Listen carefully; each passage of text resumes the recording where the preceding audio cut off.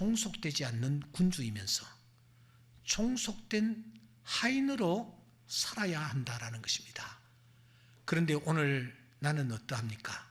정말 자유로운 군주이면서 동시에 다른 사람을 섬기는 하인으로 내가 살아가고 있는가 하는 것이죠. 속옷을 가지고자 하는 자에게 그도까지도 가지게 해라.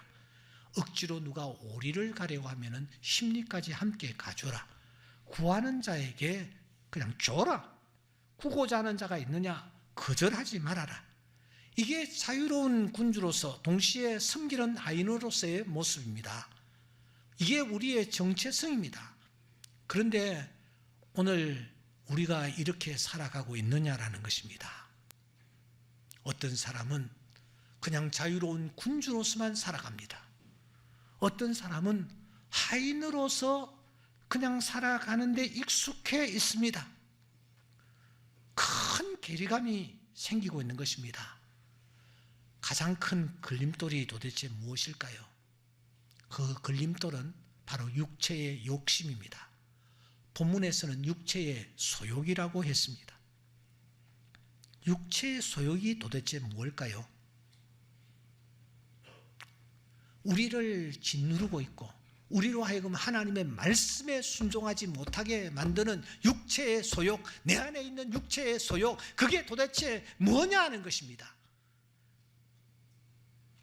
우리는 예수님께서 시험 받으신 현장을 통해 우리 안에 있는 육체의 소욕이 도대체 무엇인지를 끄집어낼 수가 있습니다. 세 가지입니다. 첫째는 생존의 욕망입니다. 그날 시험하는 자는 예수님에게 이렇게 말했습니다. 내가 만일 하나님의 아들이거든 명하여 이 돌들로 떡덩이가 되게 하라. 그래서 먹고 살아가야 한다. 생존해야 한다. 생존의 욕망, 이것이 가장 근본적이고 가장 밑바닥에 있는 인간의 욕망이라는 것입니다. 육체의 욕구라는 것입니다. 둘째는 명예의 욕망입니다. 마귀가 두 번째 다시 유혹합니다. 그때 그는 예수님을 거룩한 성으로 데려다가 성전 꼭대기에 높이 세웠다는 것입니다. 다른 사람들보다 높은 위치에 그를 세웠습니다. 여러분, 여기에서 우리는 인간이 가진 두 번째 욕망을 발견합니다. 그것은 명예의 욕망입니다. 자기를 조금이라도 드러내려고 하는 욕망 말입니다. 다른 사람들보다 위에 있으려는 욕망 말입니다. 존경받으려고 하는 욕망, 인정받으려고 하는 욕망, 그 욕망이 우리 안에 잠재해 있고 그 욕망이 우리를 몹쓸 사람으로 만든다라는 것입니다. 세 번째 욕망이 무엇입니까? 세 번째 욕망은 소유의 욕망입니다. 다시 실패한 이 시험하는 자가 예수님에게 다가와 이렇게 말합니다. 만일 내게 엎드려 경배를 한 번만 하면 이 모든 것을 내게 주리라. 소유의 욕망입니다. 사람들은 모두 다 소유하려고 합니다. 가진 자는 더 가지려 합니다. 집 한 채 가진 사람은 더 한 채 더 가지려고 합니다. 모두 다 소유의 욕망에 사로잡혀 있습니다. 이 세 가지 욕망, 인간이 보편적으로 가지고 있는 욕망입니다. 생존의 욕망, 명예의 욕망, 소유의 욕망, 이 욕망, 너나 할 것 없이 이 욕망에 사로잡혀 있습니다. 사탄은 이 사실을 잘 알고 있습니다. 그래서 사탄은 이 세 가지 욕망을 매개로 예수님을 유혹했으며 오늘을 살아가는 우리 한 사람 한 사람을 끊임없이 넘어뜨리려고 하고 있습니다. 어떻게 하면 이 욕망을 이길 수 있을까요? 육체의 소욕, 육체의 욕망을 이기는 것, 억누르는 것, 이것은 쉬운 일이 아닙니다. 오죽했으면 사도 바울까지도 이렇게 탄식을 했을까요? 그가 고백합니다. 내가 한 법을 깨달았다. 선을 행하기 원하는 나에게 악이 함께 있다라는 사실을 말이다. 내 속사람으로는 하나님의 법을 즐거워한다.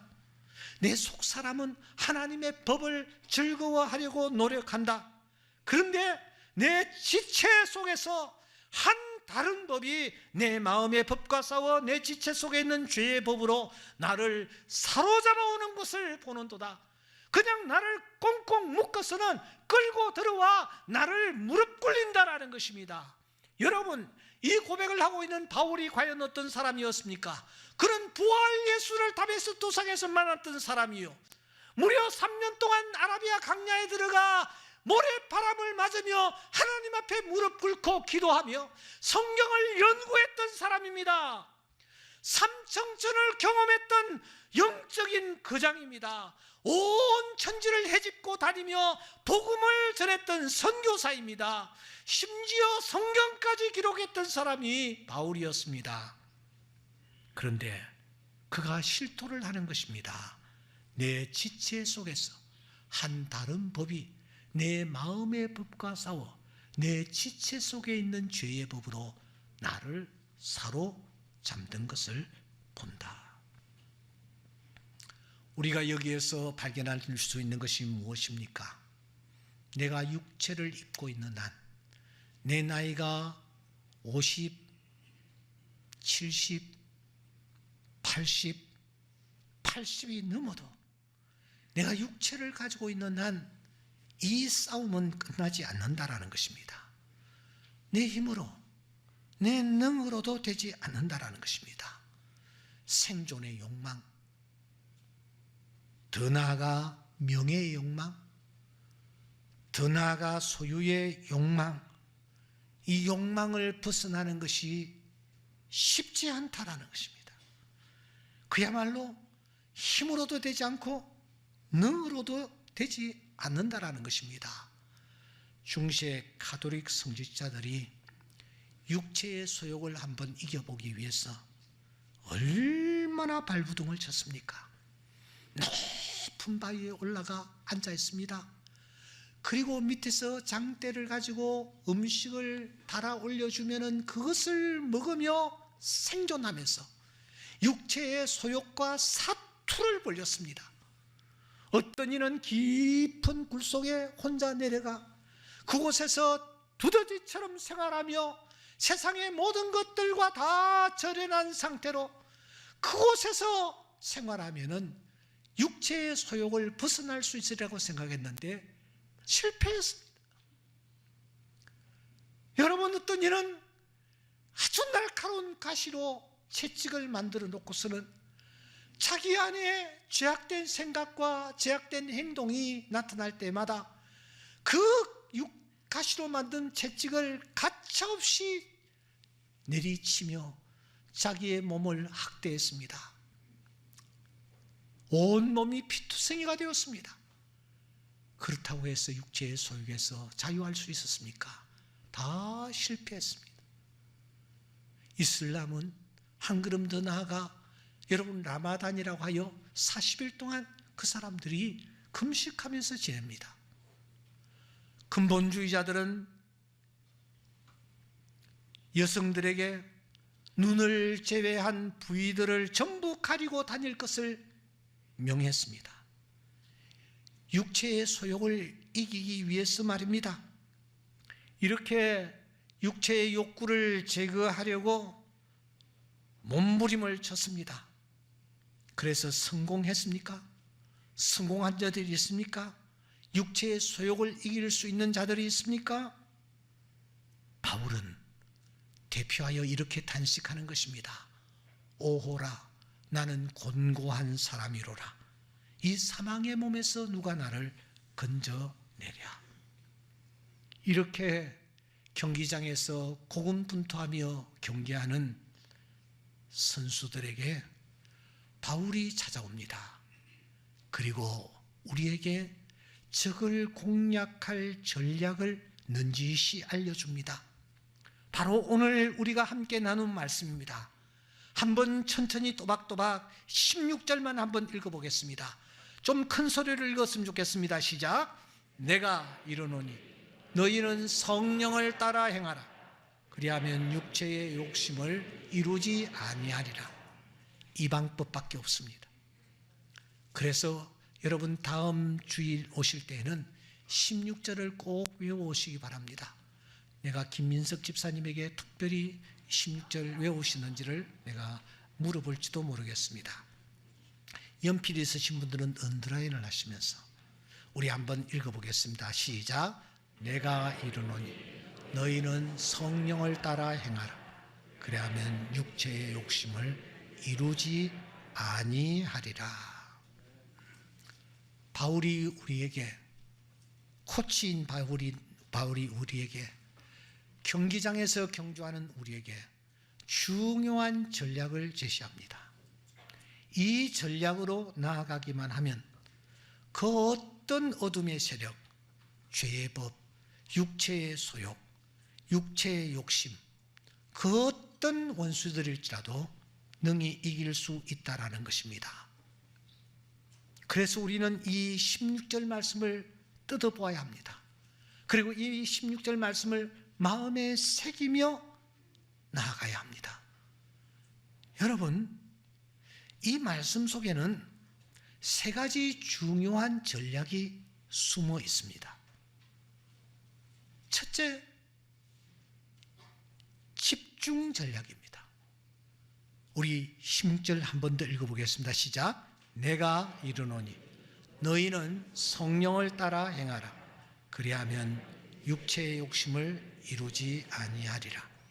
바울은 지금 16절에서 집중 전략을 제시합니다. 무엇에 집중하라고 지시하고 있습니까? 무엇에 집중하라고요?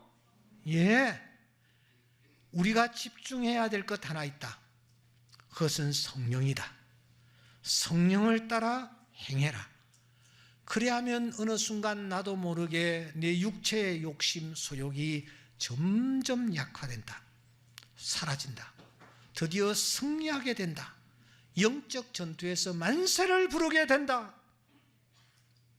이전에 김일이라는 레슬링 선수가 있었습니다.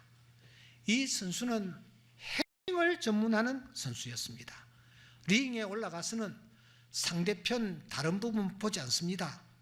그가 그가 힘이 있든지 없든지 체격이 좋든지 적든지 가리지 않습니다. 이 김일 선수는 상대의 그 머리에 공격을 집중합니다. 헤딩을 몇 번 이렇게 탁 날리면 그냥 나가떨어집니다. 축구도 마찬가지입니다. 한 10분 지나면은 상대의 약한 고리가 눈에 들어옵니다. 야, 오른쪽이 약하구나. 왼쪽이 약하구나. 저 선수는 느리구나. 몸싸움을 싫어하는구나. 그때부터 감독은 지시를 하는 것입니다. 어느 쪽으로 어떻게 공격을 하라고요. 그래서 결국 승리를 따내는 것입니다. 영적 여러분 전투에도 이런 전략이 필요한데 그것이 곧 집중 전략입니다. 성령에 집중하는 것입니다. 성령의 뜻을 쫓아 살기를 힘쓰는 것입니다. 그러면 점차 나는 강해집니다. 내 안에 역사하시는 성령의 힘으로 드디어 승리케 되는 줄 믿습니다. 두 번째로는 무시 전략입니다. 무시 전략. 우리 한 번 더 본문을 읽어봅시다. 시작. 내가 이르노니 너희는 성령을 따라 행하라. 그 다음에 뭐요? 그리하면 육체의 욕심을 이루지 아니하리라. 여기에 또 하나의 전략이 숨어 있습니다. 그것은 무시 전략입니다. 더 정확하게 말씀드리면 시선을 옮기는 것이라고 할 수 있습니다. 무엇에서 시선을 옮겨야 합니까? 무엇을 무시해야 합니까? 육체의 욕심에서 시선을 옮기고 무시하라는 것입니다. 의식하지 말라는 것입니다. 여러분, 이 말은 또 이렇게 이해할 수가 있습니다. 우리 안에 육체의 욕심이 있습니다. 그 욕심을 쫓아 행하는 것을 그냥 내버려 두라는 것입니다. 오늘 이 예배에 참석하신 분들 가운데서 술 때문에 고민하는 분 계십니까? 담배를 끊지 못해서 힘들어하시는 분들 계십니까? 더 나아가 또 남들에게 말 못할 어떤 행동 때문에 죄책감을 느끼는 분들이 있습니까? 오늘 바울 사도는 말합니다. 그거 그냥 내버려 두라는 거예요. 무시하라는 것입니다. 그걸 자꾸 큰 것으로 생각하고 대단한 것으로 생각하면 그 상대가 더 커지고 더 강해진다라는 것입니다. 정치권에도 가만히 보면 별 볼 일 없는 사람인데 그냥 무시하고 지나가면 그냥 끝나는데 자꾸 뭐 그 사람을 대단한 사람처럼 자꾸 상대하다 보면은 그 사람이 맷집이 점점 커가지고 나중에는 유명인사가 돼버리는 것을 우리가 볼 수가 있습니다. 여러분, 에덴 동산에 아담과 하와가 왜 실패했습니까? 성경은 이렇게 말합니다. 여자가 그 나무를 본즉 믿음직도 하고 보암직도 하고 지혜롭게 할 만큼 탐스럽기도 한 나무인지라. 사탄이 어느 날 와서 그 나무를 소개했습니다. 그런데 자꾸 그 나무를 무시하지 않고 주목하는 것입니다. 본즉 믿음직도 하고 먹음직도 하고 보암직도 하고 지혜롭게 할 만한 것처럼 자꾸 느끼는 것입니다. 자꾸 바라보면 그렇게 커지는 것입니다. 상대가 중요하게 여겨지는 것입니다. 우리가 영적 전투에서는 무시할 수 있어야 합니다. 그냥 내가 술을 먹으면, 내가 담배를 태우는 그대로 그냥 두는 거예요. 그냥 두는 거예요. 이것이 오늘 바울 사도가 우리에게 가르쳐주는 중요한 전략입니다. 마지막 무엇입니까? 확신 전략입니다. 이것은 정말 가장 중요한 전략이라고 할 수 있습니다. 바울이 무엇이라고 합니까? 제가 다시 한번 읽겠습니다. 너희는 성령을 따라 행하라. 그리하면 육체의 욕심을 그 다음에 뭐라고요? 이루지 아니하리라. 확신입니다. 내가 종국에는 승리할 수 있다. 이길 수 있다. 육체의 욕심을 내가 극복할 수 있다. 라는 확신을 가지라는 것입니다. 경기에 임하는 선수가 여러분 가져야 할 자세는 첫째도 확신입니다. 두 번째도 확신입니다. 세 번째도 확신입니다. 이길 수 있다라는 확신, 이 확신을 가지는 것 아무리 강조해도 모자람이 없습니다. 분명히 나는 이길 것이다. 적이 아무리 강하다 할지라도 우리는 이번에 이길 수 있다라는 확신이 바로 승리의 미끄럼인 것입니다. 그래서 바울 사도는 자주자주 이 확신이라는 단어를 사용합니다. 내가 확신하노니 사망이나 생명이나 천사들이나 권세자들이나 현재일이나 장래일이나 능력이나 높음이나 깊음이나 다른 아무 피조물이라도 우리를 우리 주 그리스도 예수 안에 있는 하나님의 사랑에서 끊을 수 없으리라. 끊을 수 없으리라. 끊을 수 없으리라. 확신입니다. 너희 안에 착한 일을 시작하신 이가 그리스도 예수의 날까지 이루실 줄을 우리가 확신하노라. 확신하노라. 여러분, 오늘 영적 경주에 임한 우리가 가져야 할 자세가 바로 확신 전략입니다. 그러니까 제일 처음 이 집중 전략은 성령과 관계가 있습니다. 누구에게 집중하라는 거예요? 누구에게? 성령에게 집중하라는 거예요. 두 번째 무시 전략은 누구와 관련이 있습니까? 누구와? 마귀와 관련이 있습니다. 마귀를 무시하라는 거예요.